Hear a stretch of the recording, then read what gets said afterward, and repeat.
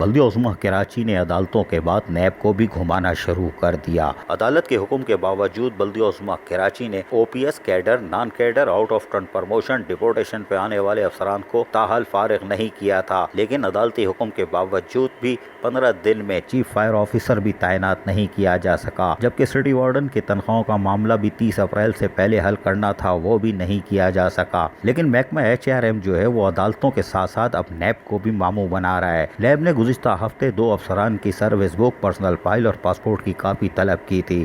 AZIZ نے تاحال اس کو جمع کرانے سے انکار کر دیا ہے اور بظاہر ایسا لگتا ہے کہ وہ یہ کاغذات جمع کرانے سے گریز کر رہا ہے۔ نیب نے متعلقہ افسر سے بھی رابطہ کرنے کی کوشش کی، لیکن متعلقہ افسر فون اٹھانے کو تیار نہیں کہ ایسا نہ ہو پھر دھر لیا جاؤں۔ تاہم بلدیاتی ذرائع کے مطابق نیب کے فون کو بھی اب اہمیت نہیں دی جا رہی ہے، لیکن آنے والا وقت خطرناک ہوگا۔ سینئر ڈائریکٹر AZIZ بھی، جن کو عدالت کے حکم پر ہٹایا گیا تھا اور 18 گریڈ میں کیا گیا تھا، ان کو بھی گزشتہ 1 سال پہلے دوبارہ 19 گریڈ میں کر کے تمام تر مراد بھی فراہم کی گئی تھی، جو کہ حیران کن ہے۔ بلدیہ عظمیٰ کراچی میں آج محکمہ AZIZ کی کارکردگی جو عدالتوں کے بعد اب نیب کو گھما رہی ہے، افسران پریشان ہیں کہ وہ کون سی قوت ہے جو محکمہ AZIZ کو اتنی مضبوط کر رہی ہے کہ وہ عدالتوں کے ساتھ ساتھ نیب کو بھی گھما رہی ہے۔ محض واٹس ایپ گروپ پر ایک پیغام جو کہ صحیح ہے یا غلط یہ تو نیب بھی بتا سکتی ہے، لیکن اس پر بھی ایک افسر کو شوکاز نوٹس جاری کر دیا گیا ہے، جبکہ باقیوں کو بھی